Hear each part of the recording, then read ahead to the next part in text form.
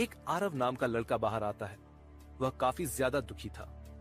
भीड़ भाड़ वाले इलाके को पार करके आरव एक खाली रोड पर चलने लग जाता है। उसकी बहन मनीषा भी उसी की तरफ आगे बढ़ रही थी, लेकिन आरव को इसका जरा सा भी ध्यान नहीं था। उसी बाबा अपने आसपास की सकारात्मक और नकारात्मक ऊर्जा दोनों महसूस कर सकता था, लेकिन उस मोनू, जल्दी से अपने आदमियों के पास जाओ और उनसे बोलो जिन जिन के किंग क्रॉन बैंकेट हॉल से एक आरव नाम का लड़का बाहर आता है। वह काफी ज्यादा दुखी था। भीड़ भाड़ वाले इलाके को पार करके आरव एक खाली रोड पर चलने लग जाता है। उसकी बहन मनीषा भी उसी की तरफ आगे बढ़ रही थी, लेकिन आरव को इसका जरा सा भी ध्यान नहीं था। उसी रोड पर एक काले रंग की गाड़ी खड़ी थी जिसमें 4 इंसान बैठे थे। मनीषा आरव को बोलती है, लेकिन आरव का ध्यान नहीं था। तभी मौसम बदल जाता है और आसमान से आरव के ऊपर बिजली गिर जाती है, जिससे आरव मरा तो नहीं था, लेकिन काफी ज्यादा घायल हो जाता है। मनीषा अपने भाई की ऐसी हालत को देखकर काफी ज्यादा परेशान हो जाती है। उस काली गाड़ी में बैठे हुए 4 इंसान आरव को लेकर तुरंत हॉस्पिटल जाते हैं। मनीषा अपने भाई की बीवी को फोन में लगाती है, लेकिन उसकी भाभी उसका फोन नहीं उठाती। आरव का 5 घंटे तक ऑपरेशन चलता है। ऑपरेशन के बाद जैसे ही डॉक्टर बाहर आता है तो शक्ति उस डॉक्टर का गिरेबान पकड़कर उसको धमका देता है। तभी दूसरे डॉक्टर आकर शक्ति को समझाते हैं, जिससे उन्हें पता चलता है कि आरव कोमा में जा चुका है। फिर एक डॉक्टर शक्ति को बताता है कि उन्हें आरव के खून की पूर्ति करने के लिए खून की जरूरत है। अब आगे डॉक्टर की बात सुनने के तुरंत बाद शक्ति ड्राइवर की तरफ देखते हुए कहता है, मोनू, जल्दी से अपने आदमियों के पास जाओ और उनसे बोलो जिन जिन के पास ए पॉजिटिव खून है वह तुरंत सिटी हॉस्पिटल में पहुंचे। अगर कोई आने से मना करे तो उनसे कह देना शक्ति भाई का ऑर्डर है, और सभी को बता दो कि छोटे मास्टर मिल गए हैं, उनको इस खून की जरूरत है। शक्ति की बात सुनने के तुरंत बाद मोनू कहता है, जी भाई जी, मुझे सिर्फ 10 मिनट का समय दीजिए। इतना कहने के तुरंत बाद मोनू हॉस्पिटल से निकल जाता है। वह लगातार अपने ग्रुपों में मैसेज छोड़ रहा था। मोनू की बात सुनकर तुरंत उसके सभी लोग सिटी हॉस्पिटल की तरफ अपनी गाड़ी दौड़ा देते हैं। मोनू जल्दी से अपनी गाड़ी में बैठ जाता है और गाड़ी को स्टार्ट करके अपने मैन अड्डे पर जाना शुरू कर देता है। थोड़ी देर बाद मोनू की गाड़ी एक बस्ती के सामने आकर रुकती है। मोनू तुरंत बस्ती के अंदर जाने लग जाता है। उस बस्ती को देखकर ऐसा लग रहा था कि यहाँ पर पिछड़े हुए लोग रहते हैं। वहाँ पर सभी के घर टिनों के या फिर मिट्टी के बने थे। उस बस्ती के अंदर जाने के तुरंत बाद मोनू अपने जेब से एक रिमोट निकालता है और उस पर बने एक लाल बटन को दबा देता है, और फिर मोनू एक ऐसे घर में जाता है जो बाकी घरों से थोड़ा सही दिखाई दे रहा था। वह पक्का घर था, और फिर मोनू उस घर के सबसे आखिरी कमरे में जाता है। वहां पर एक अलमारी थी। मोनू तुरंत झुककर उस अलमारी के नीचे एक बटन था, उसे दबा देता है, जिससे वह अलमारी खुल जाती है और उसके अंदर लिफ्ट आ जाती है।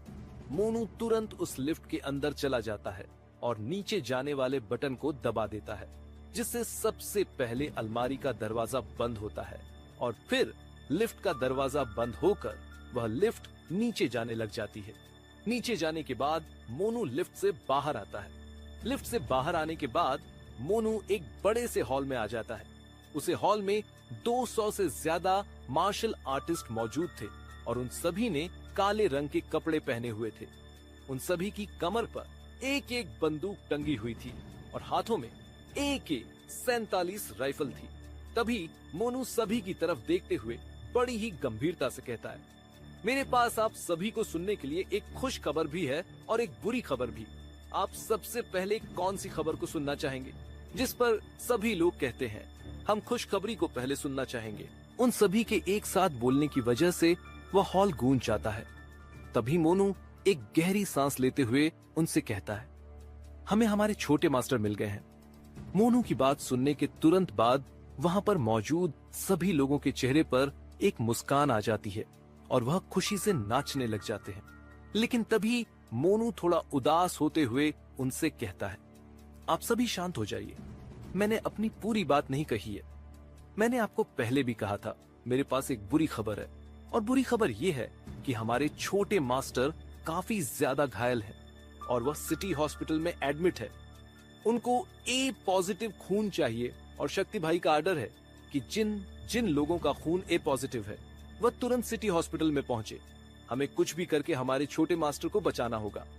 मोनू की बात सुनने के तुरंत बाद सभी लोग अपने हाथों की मुट्ठी बना लेते हैं और जोर से चिल्लाते हुए कहते हैं, हम छोटे मास्टर को बचाकर रहेंगे।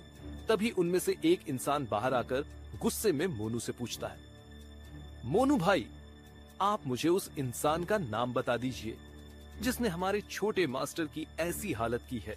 मैं उस इंसान की खोपड़ी में अपनी बंदूक की पूरी मैगजीन खाली कर दूंगा।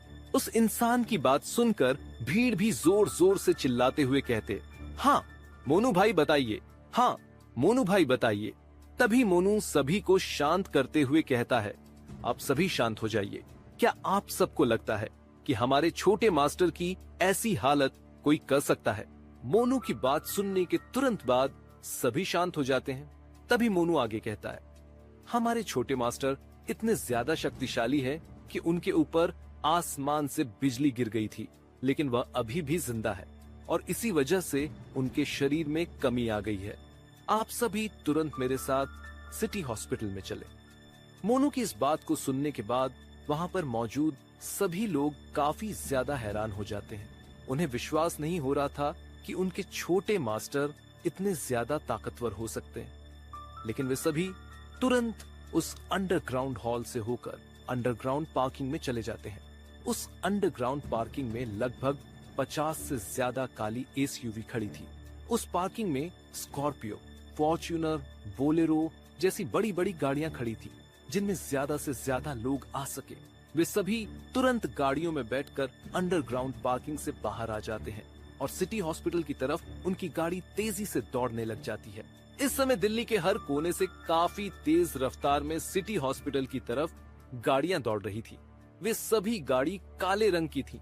उनमें से कोई भी इस समय गाड़ी रोड, रूल या फिर चालान के बारे में नहीं सोच रही थी।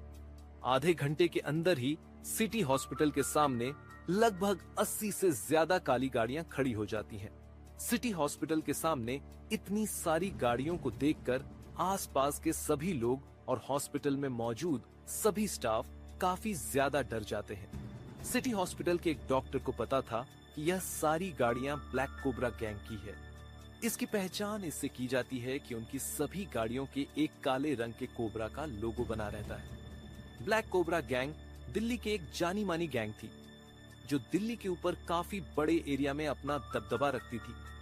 लेकिन पिछले 2 सालों में इस गैंग को दिल्ली में बहुत कम एक्टिव होते हुए देखा है, जिस वजह से दिल्ली में बहुत सी गैंगों ने अपना राज स्थापित कर लिया है और ब्लैक कोबरा गैंग को अब बहुत कम लोग जानते थे। लेकिन जिन जिन लोगों को पता था कि ब्लैक कोबरा गैंग क्या है, उनके दिल में अभी भी उनके लिए डर था। ऐसा इसलिए था क्योंकि ब्लैक कोबरा गैंग का हर एक बंदा एक मंजा हुआ मार्शल आर्टिस्ट था। उस समय ब्लैक कोबरा गैंग में लगभग 1200 से ज्यादा लोग थे, लेकिन अब ब्लैक कोबरा गैंग में सिर्फ 670 लोग बचे थे। लेकिन यह लोग भी आधी दिल्ली में अपना वर्चस्व स्थापित करने के लिए काफी थे। लेकिन बिजनेस वर्ल्ड और अंडरवर्ल्ड में किसी ने भी अब 2 सालों से ब्लैक कोबरा गैंग के बारे में कुछ भी खबर नहीं सुनी। लेकिन पिछले 2 साल पहले ब्लैक कोबरा गैंग के बारे में एक खबर लीक हुई थी जिसने दिल्ली के पूरे अंडरवर्ल्ड बिजनेस वर्ल्ड को हिला दिया था। और वह खबर थी कि ब्लैक कोबरा गैंग के डेविल की मौत हो गई है। ब्लैक कोबरा गैंग का डेविल एक ऐसा खतरनाक इंसान था जिसकी मौत की खबर ने दिल्ली ही नहीं बल्कि उसके आसपास के इलाके के राज्यों में भी हलचल पैदा कर दी थी, जिस वजह से दिल्ली में ब्लैक कोबरा गैंग को एक ब्रांड माना जाता था। उस डेविल को सिर्फ बड़े बड़े बिजनेसमैन और बड़े बड़े अंडरवर्ल्ड के लोगों ने ही देखा था। किसी ने भी डेविल का चेहरा तक नहीं देखा था, जिस वजह से डेविल को दिल्ली का एक बेताज बादशाह भी कहा जाता था। बड़े बड़े सरकारी अधिकारी भी डेविल को छू तक नहीं पाए थे। लेकिन सरकार ने डेविल के लिए कोई ज्यादा बड़ा कदम नहीं उठाया था, क्योंकि डेविल कोई भी गैर कानूनी काम नहीं करता था। हालांकि डेविल लोगों को मारता था, जिनका सरकार भी कुछ नहीं बिगाड़ पाती थी। हालांकि डेविल ने बड़े बड़े बिजनेसमैन को भी मारा था, लेकिन उनको मारने के बाद डेविल अपने खिलाफ एक सबूत तक नहीं छोड़ता था, जिस वजह से आज तक कोई भी डेविल तक नहीं पहुंच पाया था। लेकिन आज ब्लैक कोबरा गैंग की इतनी सारी गाड़ियों को सिटी हॉस्पिटल के सामने देखकर दिल्ली के बिजनेस वर्ल्ड और अंडरवर्ल्ड में हलचल पैदा हो गई थी। सभी लोग यह पता लगा रहे थे कि ब्लैक कोबरा गैंग अचानक से क्यों सिटी हॉस्पिटल के सामने दिखाई दी है। वहीं ब्लैक कोबरा गैंग के सभी लोग हॉस्पिटल के अंदर जाकर एक एक करके अपने अपने ब्लड सैंपल दे रहे थे।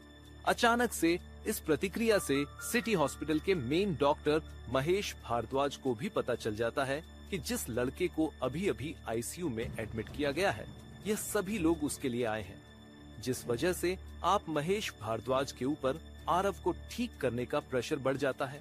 वही आईसीयू में आरव बेजान लाश की तरह पड़ा हुआ था, लेकिन अचानक से बिजली का झटका लगने की वजह से आरव को अपनी याददाश्त वापस आने लग गई थी। आरव एक ऐसी जगह खड़ा था जहां पर चारों तरफ सफेद रंग की रोशनी फैली हुई थी। अचानक से वह सफेद रंग की रोशनी गायब होने लग जाती है और आरव को अपने सामने एक बड़ा सा महल जैसा घर दिखाई दे रहा था। वह घर एकदम नई नवेली दुल्हन की तरह सजा हुआ था। तभी आरव को दिखाई देता है एक जगह से बड़े बड़े बालों और लंबी दाढ़ी वाला बाबा उस घर की तरफ ही आ रहा था। उस बाबा ने अपने पूरे शरीर पर भस्म लगाई हुई थी और उसने बहुत सारी रुद्राक्ष की माला भी पहनी हुई थी। उस बाबा ने भगवा रंग के वस्त्र धारण किए हुए थे। ये एक अघोरी बाबा था। ये बाबा अपने आसपास की सकारात्मक और नकारात्मक ऊर्जा दोनों महसूस कर सकता था, लेकिन उस अघोरी बाबा को एक जगह से ऐसी ऊर्जा महसूस हो रही थी जो ना सकारात्मक थी और ना नकारात्मक। ये शून्यता की ऊर्जा थी। वह अघोरी बाबा उसी ऊर्जा का पीछा कर रहा था। अचानक से वह अघोरी बाबा उसी घर के सामने आकर रुकता है जिस घर को दुल्हन की तरह सजाया हुआ था।